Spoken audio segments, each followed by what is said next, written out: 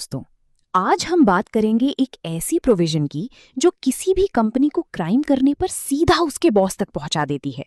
ये है section 7 of the indecent representation of women prohibition act 1986।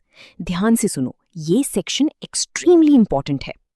सोचो एक सिचुएशन, एक बड़ी कंपनी है Sharma ads private limited.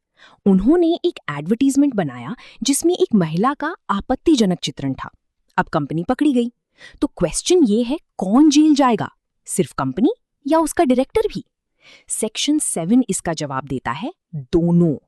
Subsection 1 कहता है, अगर कोई कंपनी इस एक्ट के अंडर कोई अपराध करती है तो हर वो व्यक्ति जो उस वक्त कंपनी के बिजनेस का जिम्मेदार था वो भी दोषी माना जाएगा, और साथ में कंपनी भी। मतलब CEO, managing director, incharge officer, सबका नंबर आता है। लेकिन एक एस्केप क्लॉज भी है। अगर वो व्यक्ति प्रूव कर दे कि या तो उसे इस अपराध की जानकारी ही नहीं थी या उसने इस अपराध को रोकने की पूरी कोशिश की थी, तो वो पनिशमेंट से बच सकता है। अब सब सेक्शन 2 और डेंजरस है यार। ये कहता है, अगर प्रूफ हो जाए कि अपराध किसी डायरेक्टर, मैनेजर, सेक्रेटरी या ऑफिसर की सहमति से हुआ, आंखें मूंद कर हुआ या उनकी लापरवाही से हुआ, तो उस स्पेसिफिक पर्सन के खिलाफ भी एक्शन होगा, सीधा पर्सनली।